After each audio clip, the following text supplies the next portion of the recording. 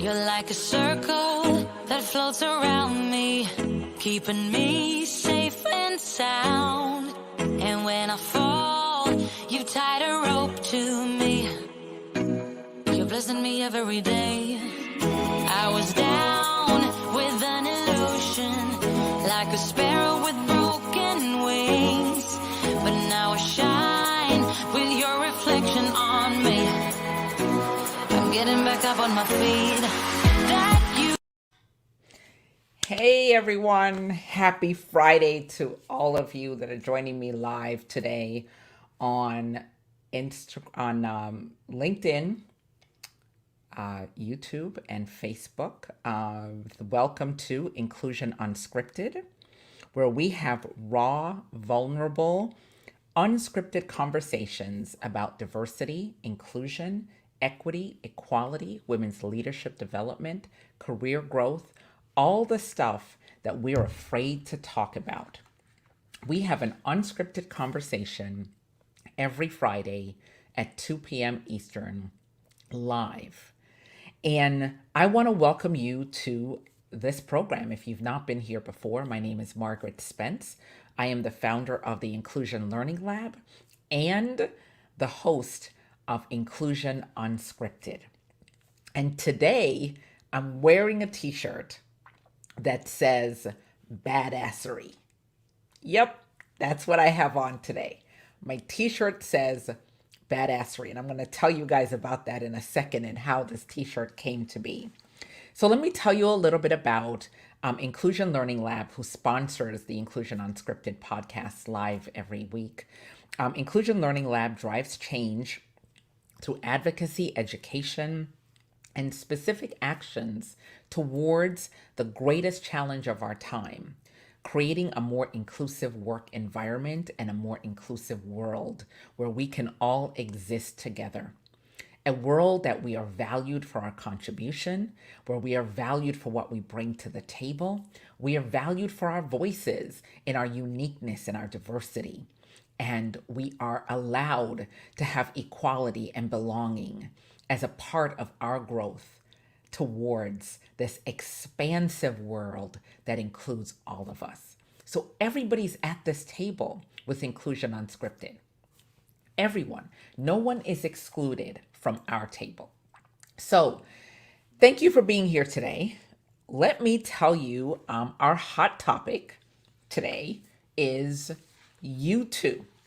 This episode is completely dedicated to HR, human resources, managers, directors, leaders, everyone doing the work of human resources.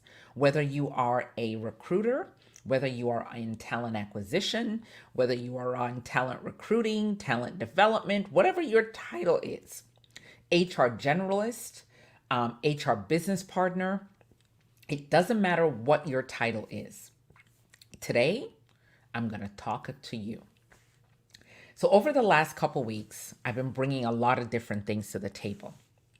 Tons of different topics. Last week, I talked about the need for a chief diversity officer and how we lose chief diversity officers. But today, I want to have a raw, unscripted conversation with HR. You guys, my friends, my hashtag HR. My hashtag HR community, you guys. So we're going to talk about diversity and the policies and procedures that you all put in place that your employees who look like me have to adhere to. And the question that I ask HR is simply this: what is your role in inclusion? What is your role in inclusion? What should we expect from you as HR folks managing or advocating for greater diversity? What should we expect from you? But the bolder question I'm going to ask is, what are we getting from you, HR folks? What exactly are your diverse, underrepresented groups getting from you? So that's today's big topic. That is today's big topic. Today's big topic: what are we getting from you, HR folks? Exactly, what are we getting? You know, today's an interesting day. I was watching TV earlier, just before this started, and we have the jury verdict up in Kenosha. And I'm not going to touch on that today. I'm actually not going to spend any time talking about that. But it is impactful for those of us doing DE&I work, because we always look at fairness and we look at equality. And we look at all of that when we have the discussion about DE&I. But in focusing on HR, one of the challenges, and the greatest challenge that I have had as a consultant, is finding ways to dance with HR. You know, I'm either in a tango, a waltz, a full-on disco moment, because I'm a child of the 60s, so I'm a 80s kind of gal with the disco thing, come of age during that period. Am I doing the electric slide with you as the HR person? Or am I fighting every step of the way with you to support the initiatives fully? So the question for all of you listening to this live and listening to it as a recording is, I want you all to sit back and sort of give me a clear understanding of a time. So the question is, tell me a time when you fully supported DE&I and you added your voice to the table so that it totally empowered me as a person who is not normally at the table. Tell me a time when that happened, right? So tell me a time when you fully supported DE&I, you had a mission-driven process, and you headed out to make this happen.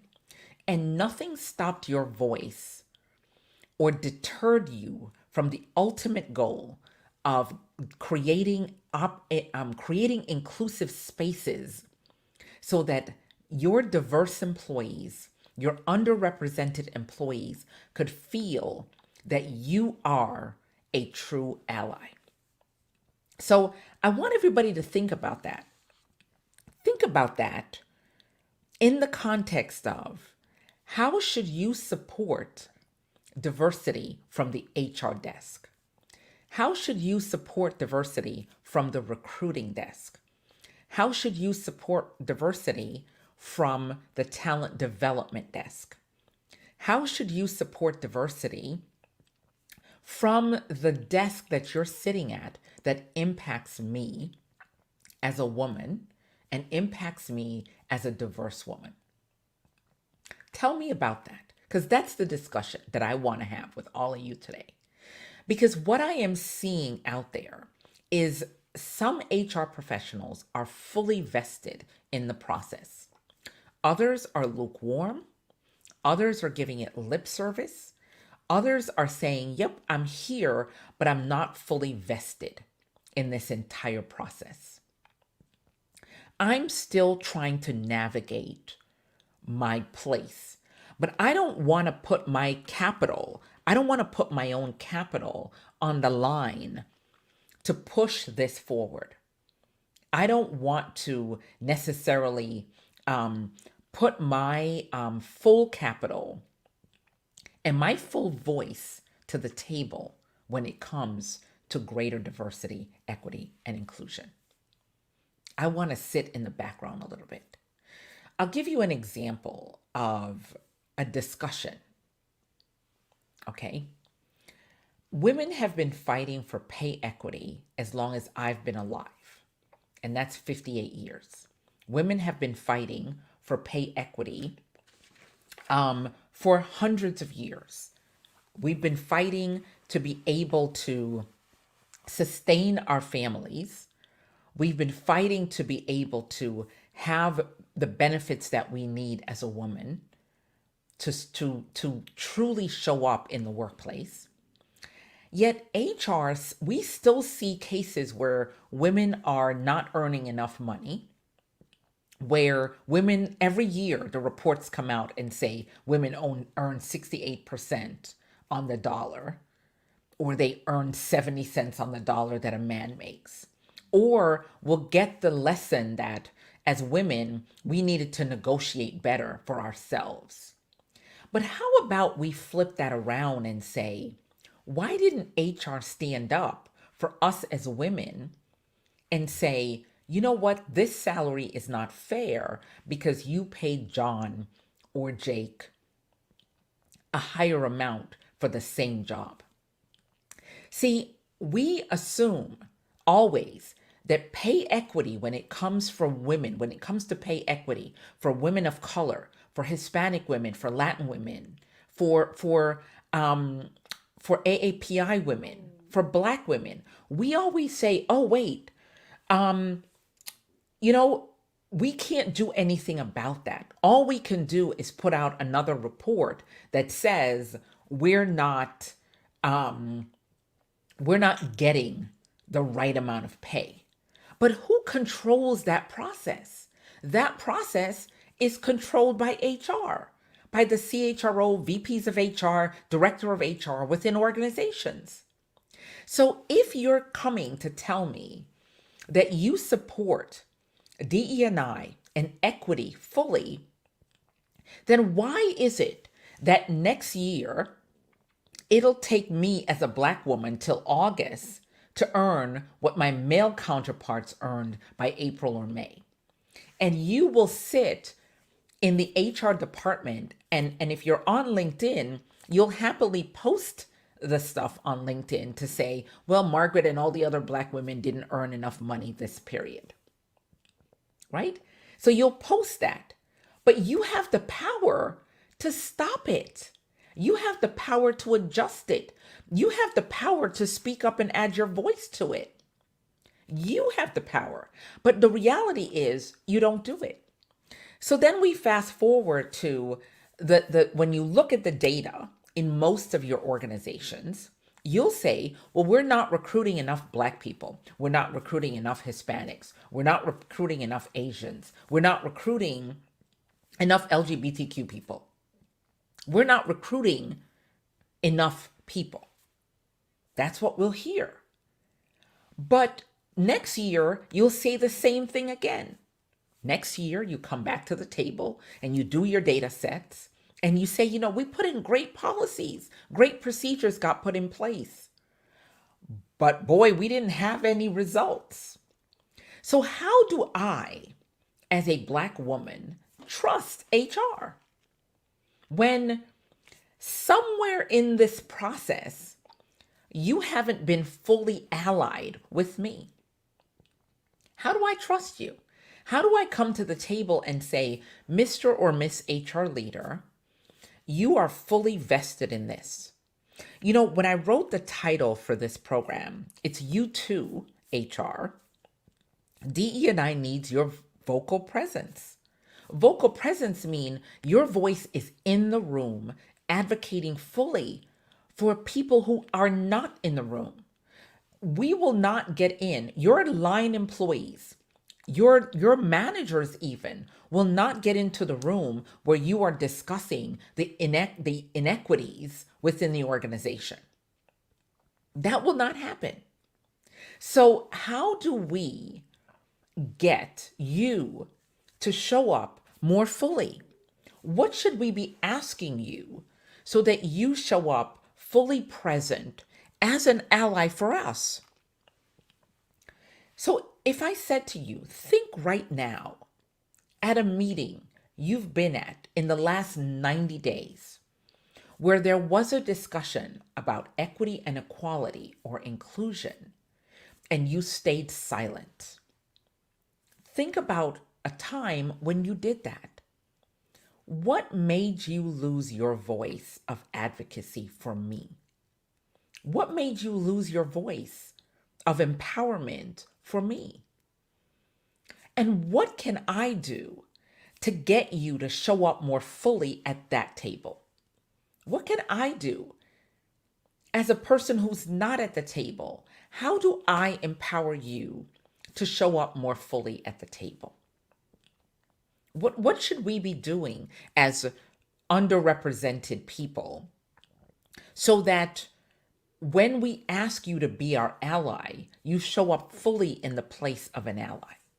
So that's a question. And I don't know how to even answer that, because this is the kind of question that I want you as HR professionals to start asking yourself. It's not enough for us to go out and pull data sets around the marginalization of people in our organizations and not say to ourselves, what is the benefit that I am here in this room to offer? What is the benefit that I'm here in this room right now to offer? What am I offering to the people who are not represented enough in this organization? So, in this episode, we're really unpacking HR's role in diversity, equity, and inclusion. You cannot befriend the concept of DE&I and not show up fully to support it. You cannot write the script of DE&I and put out these beautiful statements and script every section of your DE&I process as HR folks and then expect there to be a result at the other end. What privilege do you have as HR? What privilege do you have as HR that you are willing to put on the table to support greater inclusion for the underserved parts of your organization? What does that look like? And so that's the bold question that I am asking everybody today. It's not enough.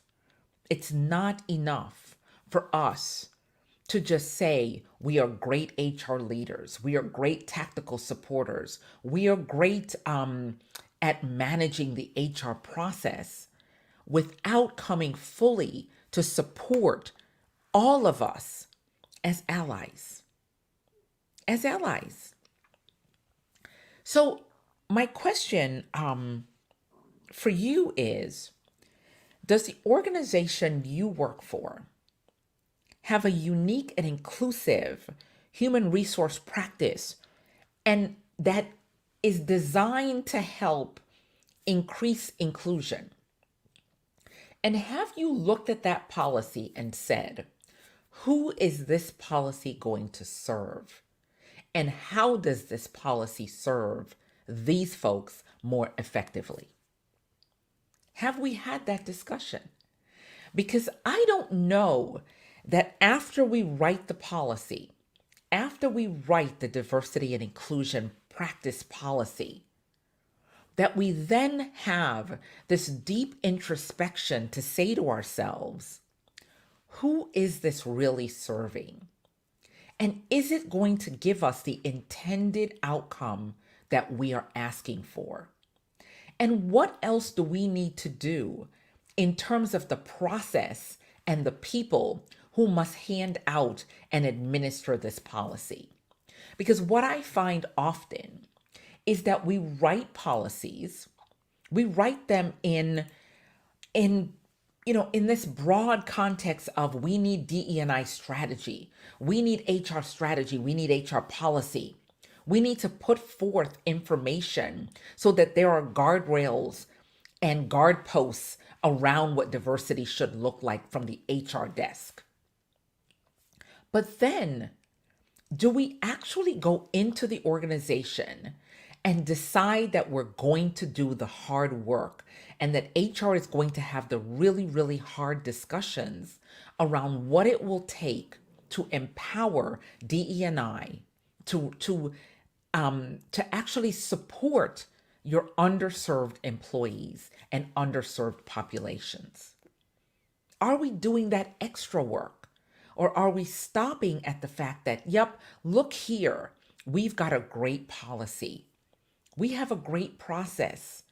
We could put out data and say, yep, we tried. We tried to make this work from the HR standpoint. We tried to recruit more Black people, more women, more Latinos, Latinas. We tried to recruit more AAPI individuals. But we just didn't have enough success. We tried though. We gave it our best effort. But here's what I'm saying to all of you in HR today. Your best effort is not good enough. Your best effort is not good enough. We need you to use your privilege from the HR desk to be greater and bolder advocates for us. We cannot go year over year saying the same thing. For me, I'm tired of reading the data. I'm tired of building the policy only to come back a year later and have no clear results that we can hang our hat on. Not having clear results that we can hang our hat on. You know, my team and I have been putting together a training program that we're going to launch. We're actually going to do a series of webinars at the beginning of December to really look back at DE&I and look in the rearview mirror on 2021. Really to say to HR, what did we really accomplish this year? What did we accomplish? Did we accomplish strategy or did we accomplish task? Did we build strategic initiatives that have long tail results? Or did we do tactical, task-driven stuff all year? And now we're at the end of the year and we don't have the result that we want to have. So we're going to post this today. It's a DE&I year in review, 2021 through the rear view mirror. And it's December the 2nd at 2 p.m. And we'll post it. You'll register through Zoom for this event. But we really want to say to all of you, we cannot go into another year. We have about 6 weeks or so left in the year, maybe 5 weeks or so left in the year. We cannot take our lack of results from 2021 into 2022 and think that that is okay. I'm really challenging all of you to look in this rearview mirror of the work that you're doing for greater inclusion and ask yourself, how do I recognize when we are being successful? How do I know that what we are doing is successful? And at what point do we need to do this retrospective review from the HR desk? At what point do we need to look through the lens and say, hey, maybe we weren't bold enough. Maybe the goals we set wasn't deep enough. Maybe we should be setting different goals. So I challenge all of you to say, how is inclusion interwoven into the process, the structures, the culture within your organization? And have you walked the full process so that you could see the holes that are there? Because we as diverse people are exhausted. We're tired of asking you to show up bolder as allies for us. We're tired of you putting out weak, ineffective, statistically, just weak goals. You can't say, okay, we didn't hire enough underserved people in 2021, but we plan to hire 25% more next year. You can't do that. What is 25% more of the negative number that you have right now? You can't say we don't know how to retain underserved people in our work environment. We can't say that Because who is that serving? Because that's not serving us as the underserved population. That is not serving us. So if you as an HR person can't show up to be a bold, vocally present ally for your underserved employees, then don't pull your chair up to the DE&I discussion table. Don't pull your chair up there. Let the people who want to be bold around this mission pull their chair up to give us a voice at the table. If you are wishy-washying your process to DE&I in your organization, then pull yourself away from that table. Because what we need going into 2022 is bold HR advocates who are willing to use the privilege of HR to advance us more. We are not here to create comfort zones for you as HR leaders. We are not here to create comfort zones. We're not here to create cushions around the work that needs to be done. This work is hard. It is continuous. It has to happen all the time. There isn't a point where we take a break from inclusion. There isn't a break. There's not a day where we don't get up and say, what can I do to create greater inclusion here? There's not a day when we should not be saying that. But if you cannot say that, it's okay. Then you are not the bold advocate that we need. We have to go out now and find some bolder advocates. But it's not okay anymore for us to go another year saying that we're doing the work to advance how marginalized people are treated in the organization without effectively adding your voice and your privilege to the table. We need your voice. We need to know, HR, that we can count on you. We need to know that we can count on you. We need to ask you the bold question. Are you supporting DE&I or are you hindering the progress? Are the people process aligned? And does it fully support, from the HR lens, the results that we need as people of color and people who are underserved in your organization? Or are you giving us anemic lip service from the HR desk? Because let me tell you, I am personally not going to participate in anemic HR response. We have to fully support this. We have to fully support it. We have to support DE&I with the privilege from the HR desk. Because everything that happens, as I said earlier, women are fighting for pay equity, but HR controls how we get paid. HR controls how we get paid. So if HR controls how we get paid, why are we fighting for pay equity when you control our ability to earn? Your salary and compensation department is looking at salary and compensation, yet every year you get to put out the report that says Black women don't earn enough money. And oh, by the way, we don't even get parity until August. So we're working 8 months. And somehow nobody has called HR on the carpet for the nonsense.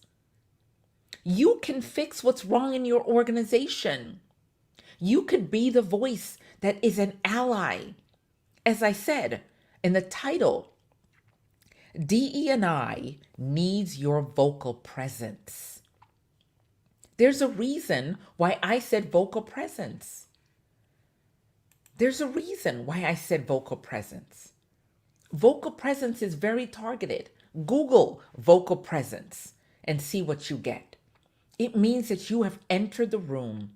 You're using your voice and your privilege to advocate for me as an underserved woman or an underserved man or an underserved LGBTQ plus individual. You, HR, are lending your privilege and voice and your presence to make sure that in the room that you are in, where the people process decisions are being made, you are there to make sure that I am going to be included fully, that equity and equality is going to be standing in the presence of that room. We, people who are underserved, are depending on you to have vocal presence. We are not here to depend on you to be quiet and silent. We're not. So if you cannot support us fully, if you cannot lend your privileged HR status to our empowerment, then pull away from the desk and let another HR person in your team who is vocally present and committed to the success of your underserved employees add their voice to that table. We can't do this anymore. We cannot live in a place where we're willing to put out data and statistics. Data and statistics is what we're willing to put out. We cannot put out data and statistics and then think that data and statistics is enough. It is not enough. We are not data and statistics. We are human beings wanting a empowered, belonging experience within your work environment. That is what we want. That is what we want. We want to feel that we belong. And when we come to your office and your organization and we pour our soul into your organization, that we are rewarded for being there. That we are rewarded by you pouring into our development, by you pouring into our growth. HR has to fully support DE&I because if you don't support it, it doesn't happen. We cannot do this work alone. We can only do this work with empowered HR folks sitting at the table. We can only do this work then. We can't do it any other way. We are dependent upon you, HR leaders, to say to yourself every day, what can I do to create greater inclusion here? What can I do to empower equity and equality? What are my blinders that I'm missing about the policies that have been created? What is the lens that I need to add to this conversation, and how do I add it? You know, my girlfriend sent me this shirt that I have on. Let me take this off so you could see it. So it says badassery. That's what it says. And she designed this t-shirt. And then underneath the badassery is some words. And it says, the definition of badassery is engaging in seemingly impossible activities and achieving success in a manner that renders all onlookers completely awestruck. And she sent this to me. She actually mailed it. She's in Jamaica. And she's not a t-shirt designer. She just has a company that puts out these really emboldened t-shirts, and she sent this one for me. And I'm telling you, this describes how I feel. This describes how I feel every time I do these lives on Friday. I'm here to empower and push all of you to create greater diversity and inclusion. I want you to be an ally and advocate. I want you to be an ambassador for DE&I within your organization. I want you to ask the bolder question: who is this policy we've built serving? And who is not being served by the policies we're creating? You know, so the question is, tell us a time, HR professionals, when you fostered greater inclusion by using your voice to advocate for and on behalf of marginalized and underrepresented employees. That's the thing. Tell me a time when you've done that. Tell me a time. And if you haven't done it bold enough, then what I'm saying to you today is find your voice, find your vocal presence, show up in the room for us, in a room that we are not in. Utilize your privileged HR status. Because we often say, there's privilege, everybody's got privilege, but there's also privilege around your job title. There's privilege around your job title. If you're a vice president, there's a whole bunch of privilege around the vice president, unless your vice presidency is a paper tiger, meaning it has no bite. But if you are truly in a decision-making role, even if it's minor, even if it's small, add your voice. Add your voice so that people in the room have to think. You don't have to come in there and say, this policy is awful. That's not what we're asking you to do. We're asking you to say, pretty simple, how are we talking about DE&I? Should we be talking about this a little bit differently? Who else should be at this table that we should hear from before we solidify this policy? Who's missing from this table? That's what vocal presence and advocacy means. It doesn't mean that you stomp in there and stick a stake in the ground and say, I need more diversity. I'm here to advocate. What we need from you is this vocal presence that forces the people in the room to think about what they're doing and why. That's what we're asking for. That is what we're asking for from you. Just this vocal presence that says, yep, I'm here. I'm here. I'd like to invite all of you to visit Inclusion Learning Lab and join our community. Join our community, attend our webinars, come back on a Friday to sit and listen to me for 40 minutes. I appreciate all of you that showed up today. We've got some comments. And thank you, Donnell, for saying I found my voice. In my previous position, I wasn't in HR. I was promptly told to tone it down, that I was being too bold by executive leadership. And this is what happens. This does happen. But here's what I would say to you. Because someone says to tone your voice down doesn't mean that you go silent. See, here's the boldness. You don't go silent, you reframe. You ask the question and let it sit and walk away. You ask the question, what could we be doing to support our diverse employees better? And then you just be quiet. Because every time you drop a question on people, it forces them to think.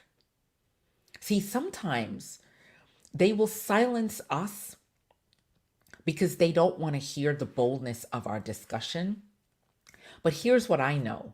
When you ask bold questions of people, they can't unhear the bold question. See, even when we are entrenched and even when we don't want DE&I in the organization, you can't unhear the question that is asked. You could pretend that you don't hear it, but you can't unhear it. You can't say, well, I didn't hear that question. So sometimes the question is, who is this policy serving? And that's it. That's it. Because now the person who heard that is going to go, this policy is serving us. Okay. And the follow-up is, what could we do to be more inclusive? Because we often have to fight the fight without chopping the whole tree down. We have to fight it without chopping the whole tree down. And silencing, when people tell you to tone it down, it's their own uncomfortableness, not yours. I want you to hear that. When people tell you to tone it down, that is their stuff, not yours. Don't take it on, because that's how they silence us. That's how they cut at our empowerment and they shake our voice. So all we have to do is reframe and come back. Reframe and come back. And oftentimes I will say to someone, tell me a time when you created a policy that our underserved employees fully embraced and was able to benefit from. And just drop that right there. Tell me a time when you did that. And normally now they can't answer the question because they've never done it.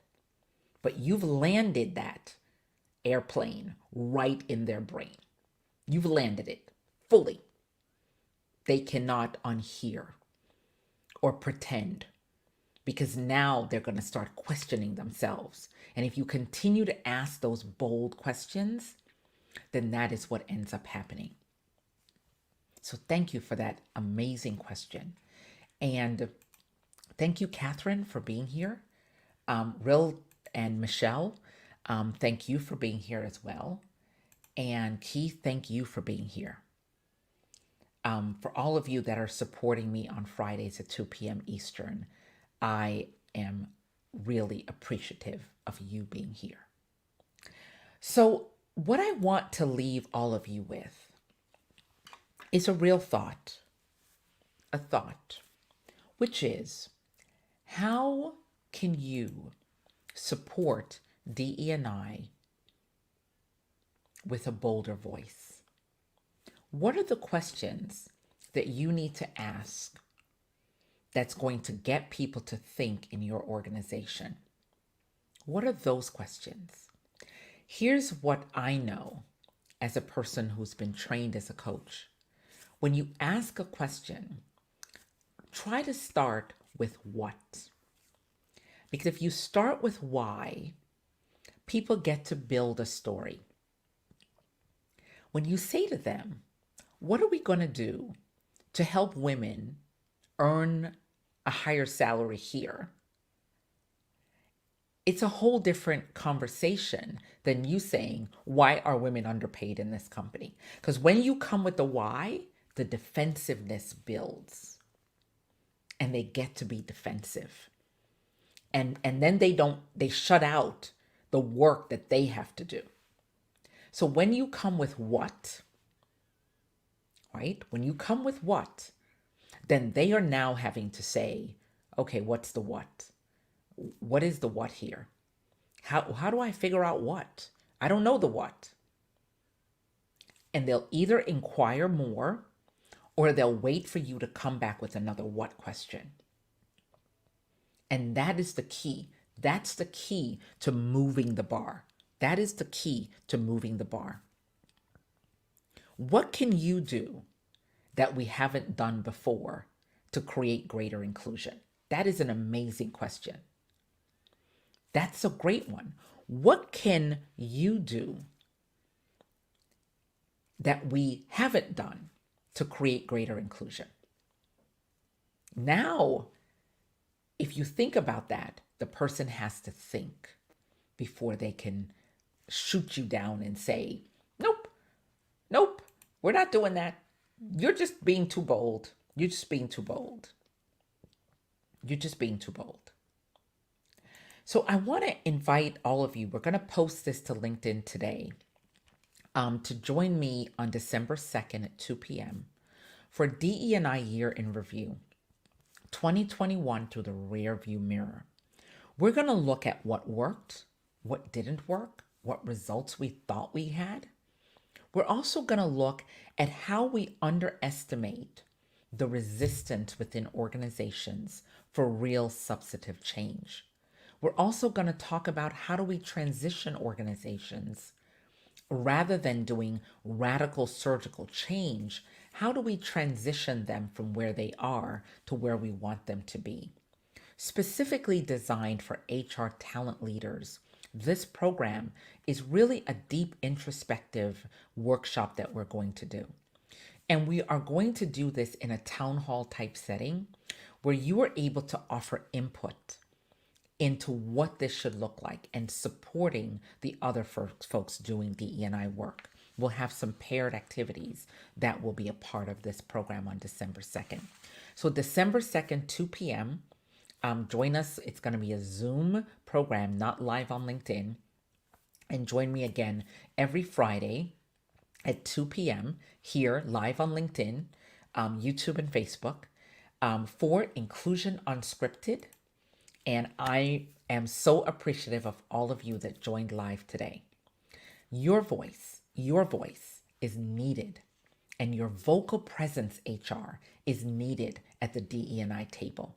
Never forget that the reason you're in HR is to impact the people, not necessarily always the process. It is not about the policy. Policies don't show up to do the work. People show up to do the work in your organization. And people want to be empowered, they want to be seen, they want to be heard, and they want to know that you are a vocal ally for us, the underserved individuals within your company. So thank you for joining me. Visit Inclusion Learning Lab and sign up for our newsletter. And I will see you all again next week. Actually, we're going to be here Wednesday instead of Friday because I know all of you are going to be doing your Black Friday shopping. So we're going to show up on Wednesday and we're going to do a program late in the day on Wednesday. So please join me here on Wednesday instead of Friday next week.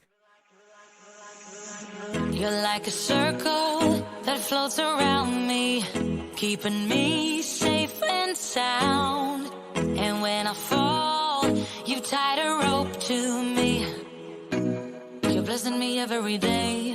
I was down with an illusion, like a sparrow with broken wings. But now I shine with your reflection on me. I'm getting back up on my feet.